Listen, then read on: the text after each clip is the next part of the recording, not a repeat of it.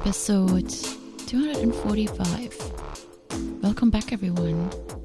Starting out with a quote. You don't overcome challenges by making them smaller, but by making yourself bigger. It's by John Maxwell.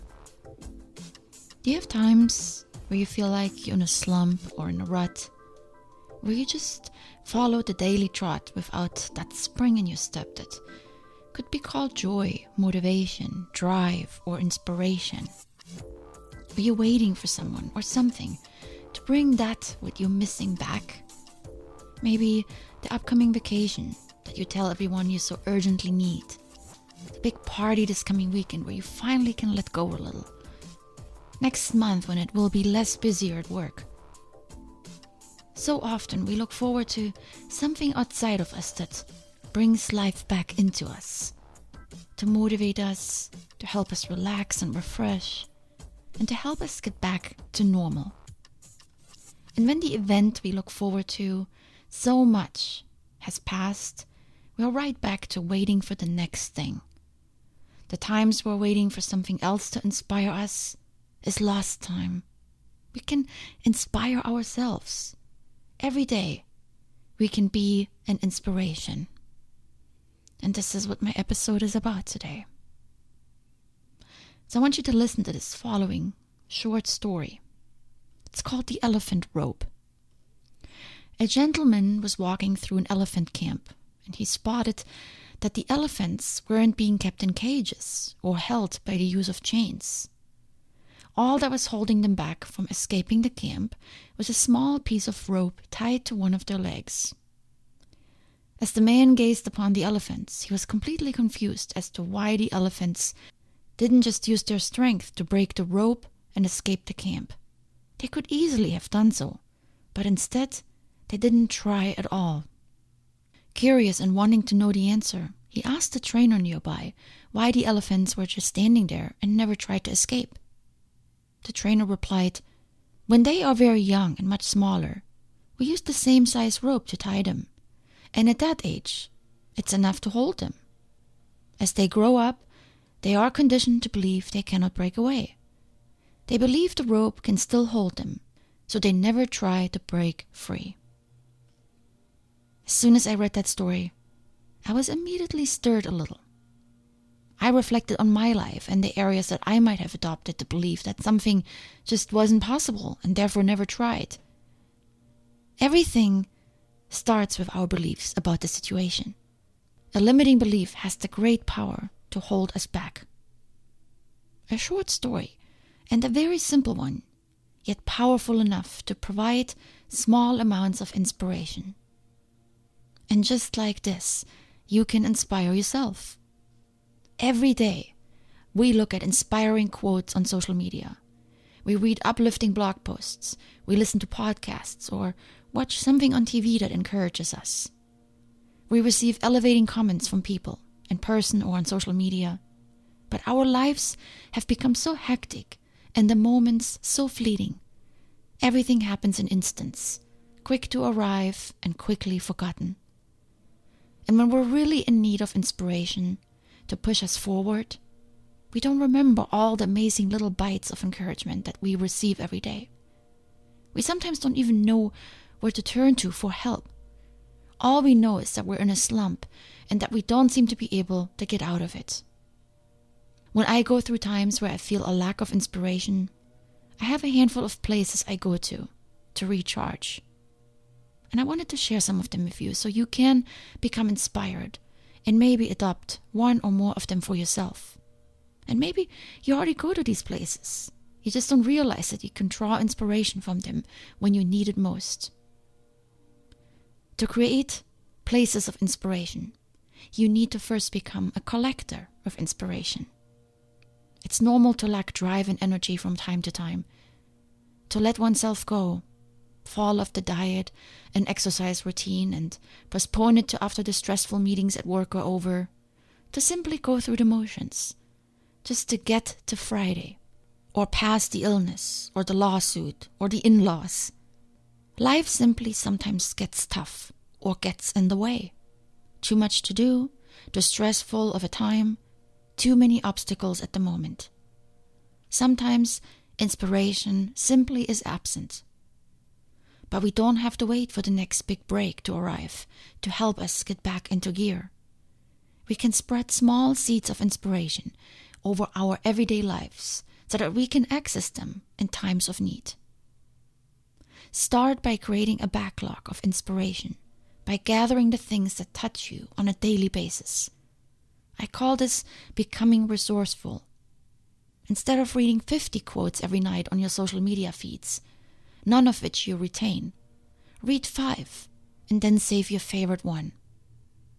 Instead of rushing from book to book just so you can say you read them all, read one thoroughly, mark the paragraphs you find helpful, and then copy them somewhere for later access. And then, when you do need inspiration, you have it handy, and you don't need to spend weeks nose-diving with your goals. You can inspire yourself. You can save some of the things that you come across every day to lift you up when you need it. And thanks to technology, this collecting of inspiration has become much easier. That's why we take a ton of pictures, right?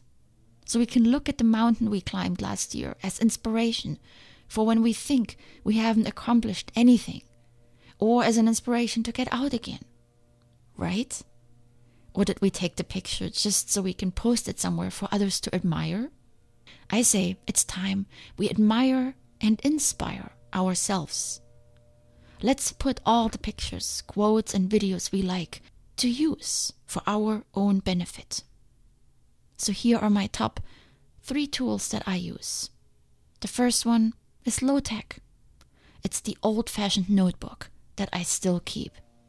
That is where I will place a picture that I saw in a magazine and that inspired me. Maybe a beautiful beach or an article that I read. I rip it out and later place it into my journal. I also often write summary notes on inspiring books. We all know which books are the ones we like. We mention them to our friends all the time. But over time we forget the details that so inspired us when we read them. So I often type them up on my computer. Then I print them out and put them in my notebook. These are just bullet points, not pages and pages of write-ups. Just something that I can go back to when I want to recall the important points from the book. You can also just keep a folder for that. I write in my journal as well, and that's why I use it. But if you don't write, then maybe just a folder where you keep all the things that you're collecting. A journal is great if you want to record your own thoughts about something you read, and maybe elaborate on it. You could even keep several journals by subject, depending on your interest. An electronic version of my journal is Evernote. It's an app, and it complements my physical journal for the times I don't have access to it, and for a wider variety of topics that I want to gather inspiration on. My journal is more for self-reflection and motivation, while Evernote is really a repository for everything that is prominent in my life. You can create notebooks in Evernote, separated by subject. For example, I have one for exercises, one for my podcast, one for notes on climbing and diet, and so on. And you can paste entire articles that you read online into Evernote, or take a picture of something that you saw and save it there. Evernote does so much more, and I don't even use it to its full potential.